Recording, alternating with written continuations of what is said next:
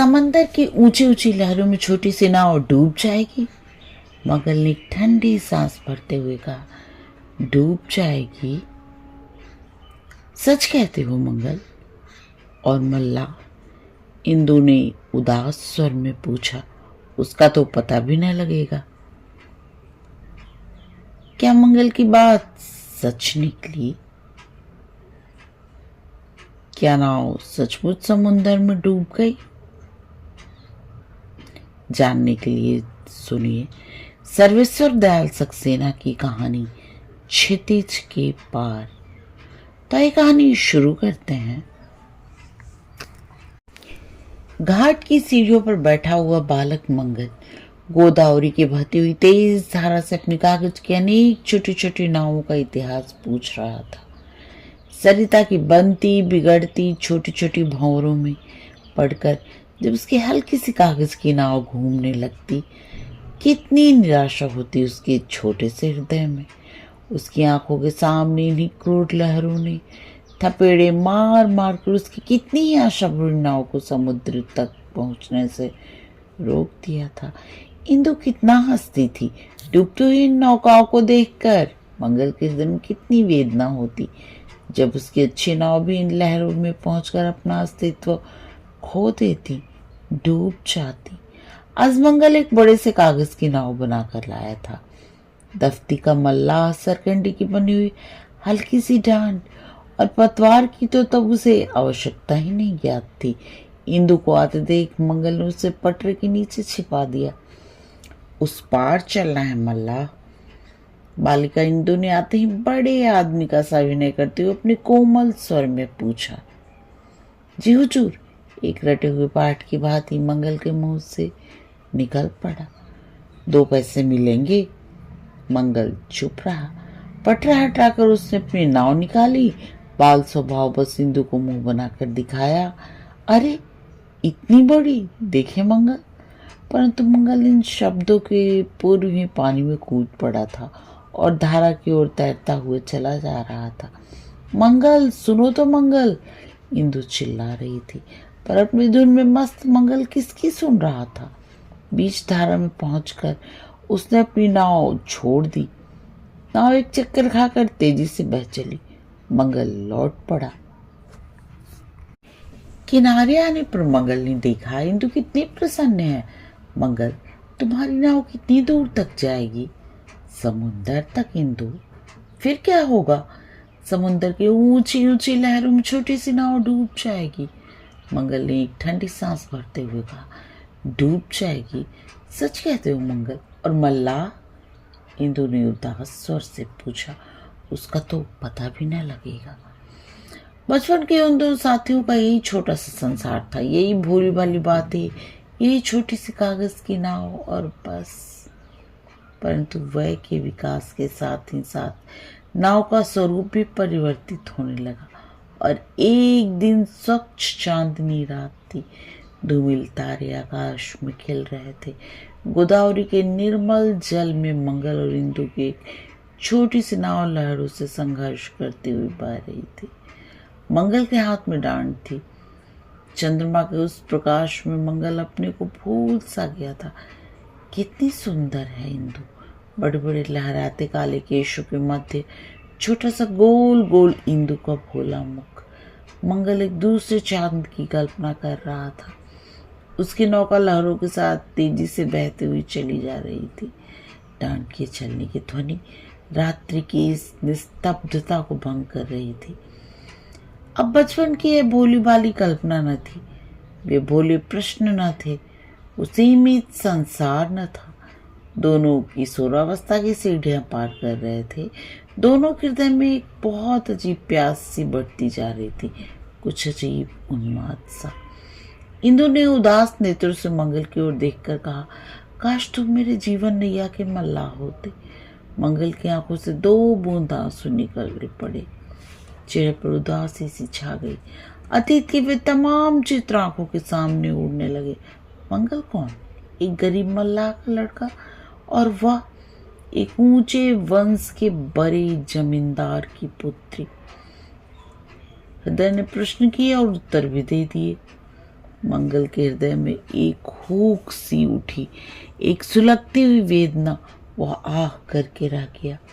दूर धुंधले क्षितिज पर फैली हुई उस नीलिमाओं से गरीब मल्लाह के ही चित्रांकित दिखाई देने लगे। डांड और जल की मिलन रागिनी ने उसे गरीब मल्लाह के वंचित हृदय का ही चित्कार सुनाई देने लगा। निस्तब्धता भयानक हो उठी।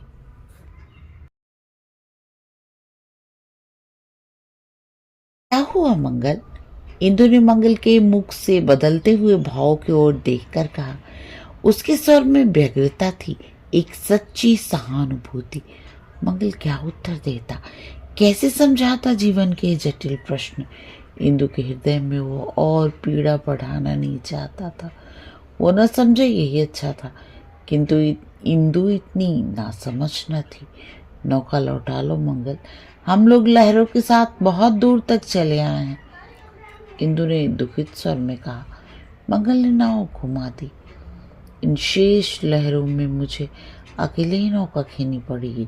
दूर क्षितिज के पार के स्वप्न अधूरे ही रहेंगे। मंगल हृदय से कह रहा था। समुद्र कितनी दूर है?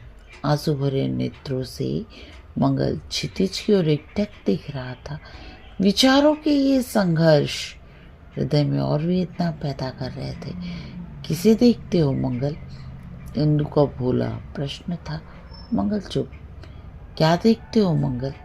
घबराए हुए स्वर से इंदु ने अपनी आंखों में भरे हुए आंसू को देखकर फिर प्रश्न किया, पर मंगल अब भी चुप था। वो क्षितिज के पार इन छोटे छोटे बादलों की कही हुई अधूरी कहानी देख रहा था, और साथ ही साथ अपने भविष्य का उजड़ा हुआ संसार भी। मनुष्य अपने जीवन में कितनी कोमल कल्पनाएं लेकर प्रवेश करता है। भविष्य के सूक्ष्म चित्र उसकी आंखों में सदा ही मंडराया करते हैं। फिर ये दोनों साथी यदि अपने भविष्य का मुलाका करते हो तो आश्चर्य ही क्या। उस रात जब नौका तट से लगी, इंदु भारी हृदय लिए चुपचाप अपने घर चली गई।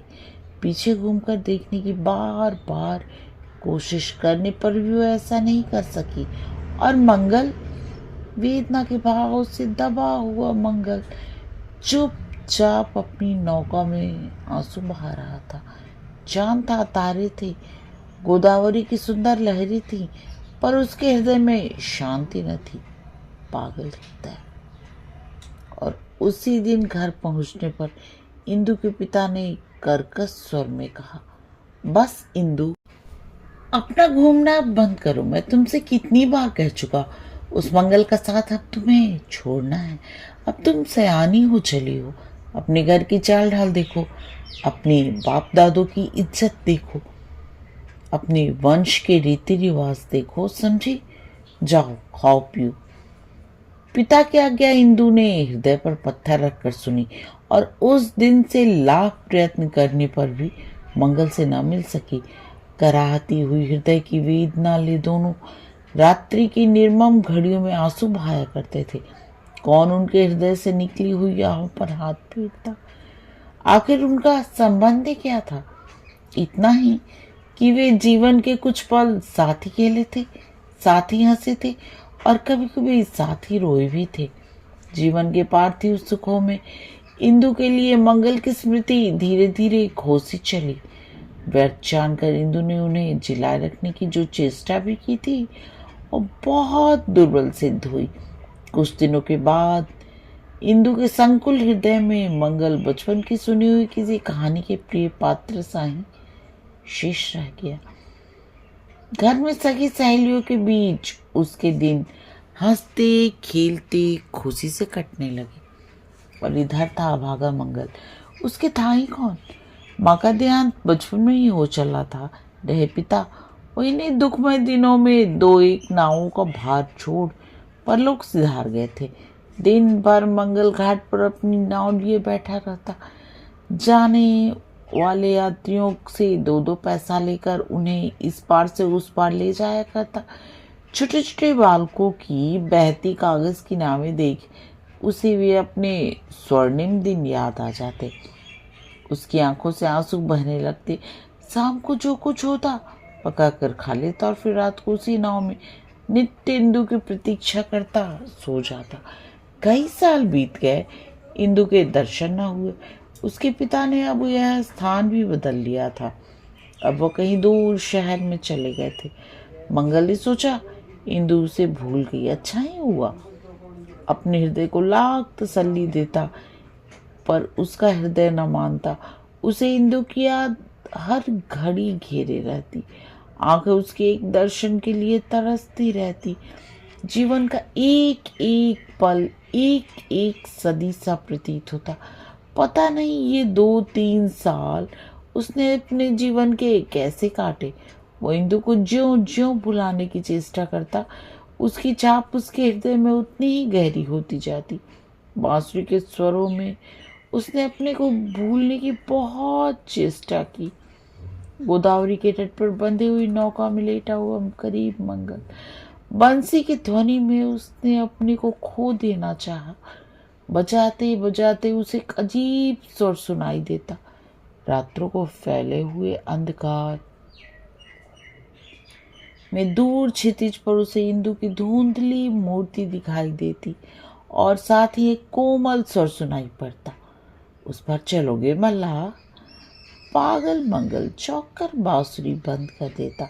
सोचता इतने यात्री आते हैं, किसी ने कोमल स्वर से उस पार चलने को नहीं कहा। कितने बुरे दिन थे वे जब वो उस पार जाने में असमर्थ था। कोई उससे उस पार चलने के लिए आग्रह करता था और अब जब वह कहने वाला नहीं, मंगल को एक अजीब उलझन महसूस पड़ती। झुंझलाकर वह बड़बड़ाने लगता। परेशान था मंगल।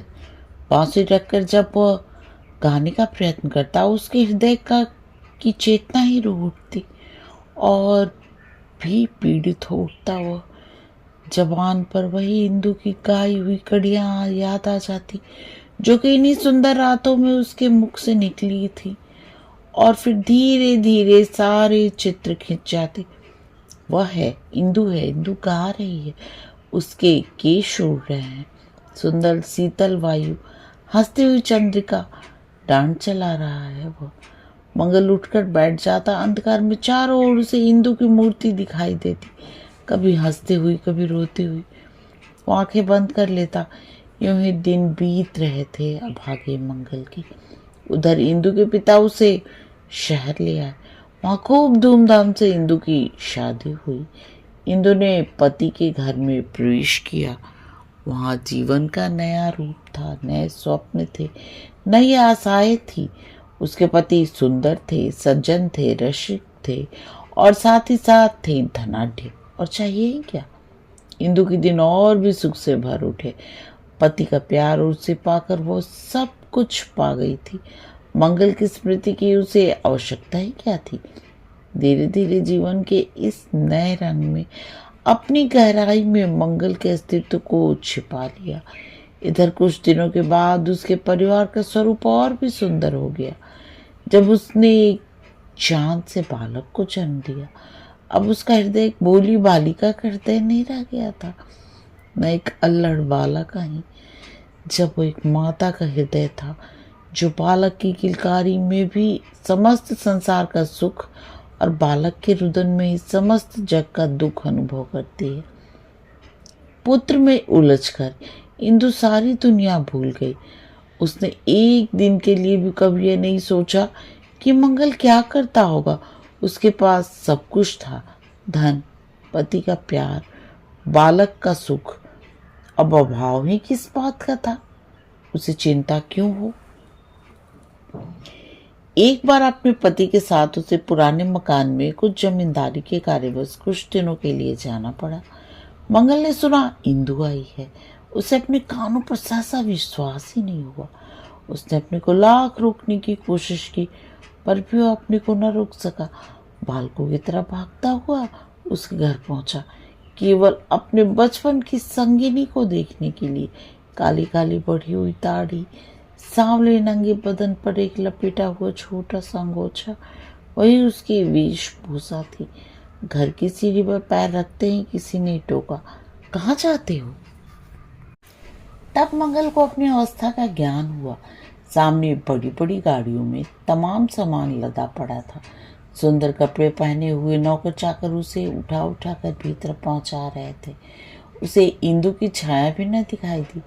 अभागा मानो, आशा की जगह घोर निराशा। गरीब मंगल चारों ओर एक अंधकार सा अनुभव कर रहा था। ऐसा प्रतीत होता था मानो पृथ्वी घूम रही हो, चारों दिशाएं गिर पड़ रही हों। लड़खड़ाते हुए पैरों से मंगल लौट आया अपनी नाव पर और फूट फूट कर रोने लगा। जीवन व्यर्थ है मंगल, तेरा संसार में अब कौन अपना है, हृदय बार बार कह रहा था। मंगल सुन रहा था हृदय की आहों से निकला हुआ यह शब्द। और फिर दूसरे दिन उस पार चलते हो मल्लाह, किसी के नारी कंठ से आवाज आई। मंगल ने आंसू भरे नेत्र ऊपर उठाकर देखा। कौन? इंदु। इतनी बड़ी, वो भोलापन कहाँ है?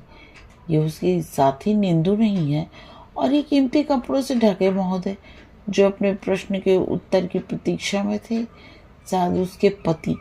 मंगल ने सोचा, और एक छोटा बालक भी।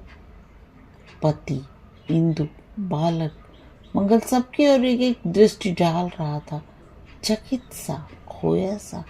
इंदु मंगल को पहचान भी न सकी। कैसा आदमी है ये, बोलता नहीं, पागलों सा घूर घूर कर देख रहा है। इंदु ने सोचा। उसे अजीब क्रोध सा आया। चलता है रे मल्ला। कुछ क्रोध और कुछ झुंझलाहट मिश्रित स्वर में उसने कहा। मंगल की आंखों से आंसू टपक पड़े। ये उसकी इंदु का स्वर नहीं, इतना कठोर हो नहीं सकता। अतीत का एक चित्र उसकी आंखों के सम्मुख खिंचा है। जी हुजूर, कुछ कांपती हुई आवाज में मंगल ने अपना पुराना रटा हुआ पाठ दोहरा दिया। पर यह क्या?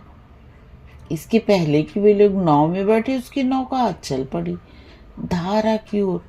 मल्लाह, रोको रोको जी, क्रोध में आकर इंदु के पति चिल्ला रहे थे। और इंदु को ये जी हुजूर शब्द कुछ परिचित सा लगा। साथ ही हृदय पर एक आघात सा हुआ। पल भर में ही बचपन के सारे चित्र उसकी आंखों में नाच गए। मंगल, लौटा लो अपनी नाव मंगल, इंदु जोर से चिल्लाई। परंतु मंगल की नाव धार के साथ जल्दी जल्दी बहती चली जा रही थी। जीवन से तंग मंगल शक्ति भर डांड मार रहा था। अब वो कुछ भी सुनने में असमर्थ था। इंदु के सामने जल्दी जल्दी वो तमाम चित्र घूम रहे थे, उसे प्रत्यक्ष में सुनाई दे रहे थे। कहाँ जाएगी नाव? समंदर तक, फिर डूब जाएगी और मल्लाह, उसका पता भी न लगेगा। इंदु चीख कर रो पड़ी, जोर से चिल्लाई, मंगल! उसे चक्कर आने लगा, सारा शरीर जोर से कांपने लगा। मंगल की नाव दूर तीर सी चली जा रही थी। क्या है, क्या बात है इंदु? उसके पति ने घबरा कर उसको छाती से चिपका लिया। बोलो, बोलती क्यों नहीं? तुम उस मल्लाह को जानती हो, कहाँ जा रहा है वो? इंदु कुछ बोल न सकी। लाख कोशिशें करने पर भी अपने पति की छाती से चिपकी हुई इंदु अर्धमूर्छित अवस्था में उस ओर देख रही थी और मंगल की नाव भागती हुई चली जा रही थी दूर क्षितिज के पार। कहानी समाप्त। कहानी सुनने और अपना कीमती समय देने के लिए आप सबका बहुत बहुत धन्यवाद।